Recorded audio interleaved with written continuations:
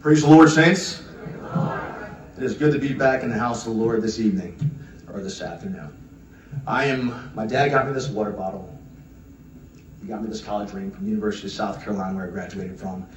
This is his high school ring, and this is the pin that he personally gave me back in 2007 when he was working for the Deputy Secretary of Commerce and Trade. I am not nervous in the least bit, because I work in TV full-time in Hollywood. And I've done over 41 TV shows and movies all around the United States and Mexico.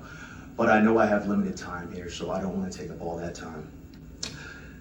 Train up a child in the way he should go, and when he is old, he will not part from it.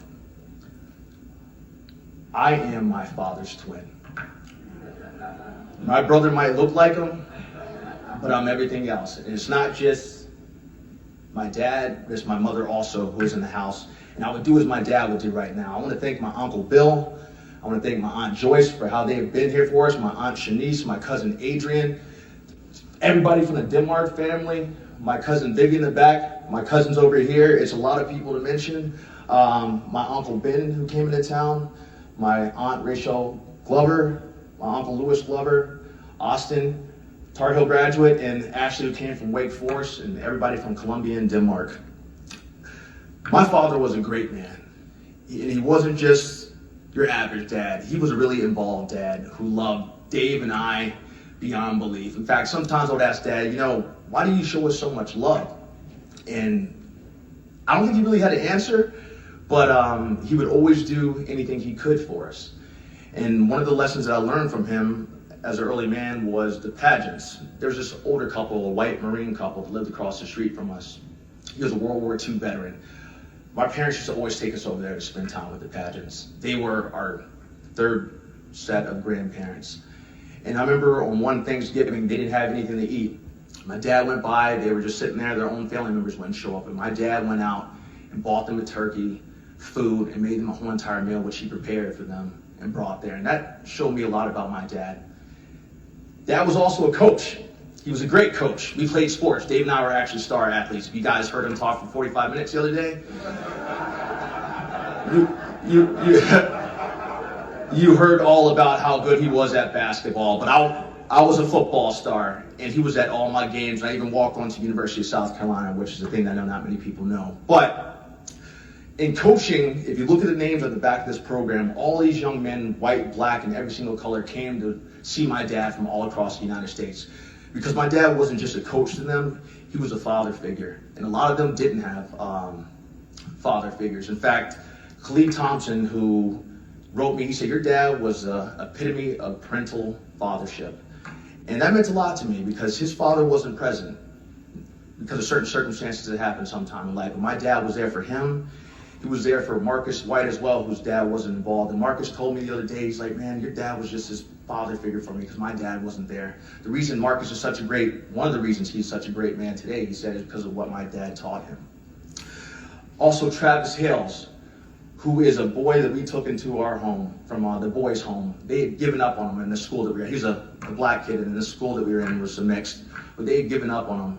And my parents said, you know what? We're going to believe in this kid. They took Travis into our home, and he's just like an older brother to me. And he got to a point where the Khalid, the guy I told you about earlier, and Travis Hales, when it came time to college, my dad took them up to Hampton University and talked to the program directors to get them into that program. And that just showed me just some of the many things that he did that was just great, not only for his own kids, but for people in the community. As I said, white, black, everything possible along those lines. I wanted to thank my nephew Mason. The last 4.5 months, Dad got sick back in March when we found out that Dad got sick. My nephew Mason has just been my ride or die. I came home to be here with him, and Mason is just over there every day. My dad sometimes said, oh Lord, here he comes. Because the minute he got out that car, he'd sprint and go give Pop a big hug. And he's been one of my best friends, just like my dad was one of my best friends. And so I just wanted to say thank you to Mason because I didn't get an opportunity to say that the other day. My dad used to always say that the only thing that separates us is God's good grace. And I fully believe that. And the opportunities that I've had in my life, I know it's nothing but God that showed me through that. My dad also bailed out some of my buddies who went to jail one time. And when he did, he said that, Brandon, nobody is perfect because we are all human. So I just want to make sure that I hit all the notes that I had about my dad, but I just want to let you know he was a great father. He was a great man. And I just want to let you know, oh, sorry, I have one more thing.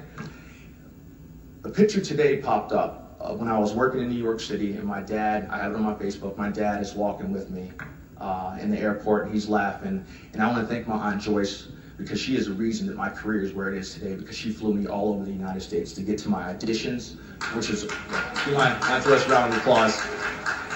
Over 100 auditions, that's 100 flights between New York, Los Angeles, Atlanta, Chicago, and my dad and my mom both were either there to drop me off and pick me up, sometimes as early as 3 o'clock in the morning. And that has meant the absolute world to me. It's made all the difference. And I just want to make sure that I have hit everything that I need to hit. Sorry, I'm detailed. A picture also popped up with my dad. As I said, I want to be just like my dad. That's why I came down here, although he used to ship us down here when we were kids, and I used to hate it. But you all did such a good job of taking care of David's sons, and that means the world to me. And when I think about how great of a father my dad is how my dad was to his sons, my buddy in the back, Corey Blackman, is a 2-time veteran, Afghanistan and Iraq. He was pulled out of college, and he has a son, Miles, that he loves just as much as my dad loved me and David, and he fights for him every day. And so, Corey, when I see you, I see my dad. So I just want you guys to know that now it's the final story. When I was in high school, I had a guidance counselor who told me I couldn't get into college. She told me to think about going to junior college or doing something else other than that. And the picture popped up with me and my dad at graduation. I'm in my cap and gown, and I'm standing next to him, and I'm also proud because I try to be like my dad every way possible. And he said, do you remember when that guidance counselor told you that you couldn't get into college? And now you were here, graduate, you accomplished what you have in the acting community, but you're also a guest speaker at University of South Carolina in the journalism school. So on that note, I love you all. I thank you. I know my dad loved you all just as much as I do. So thank you very much.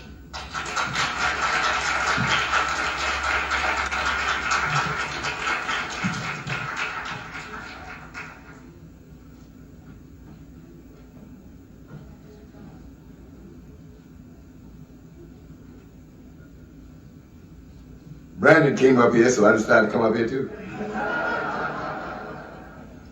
I get to follow a Hollywood actor. Just my luck, that's Brandon.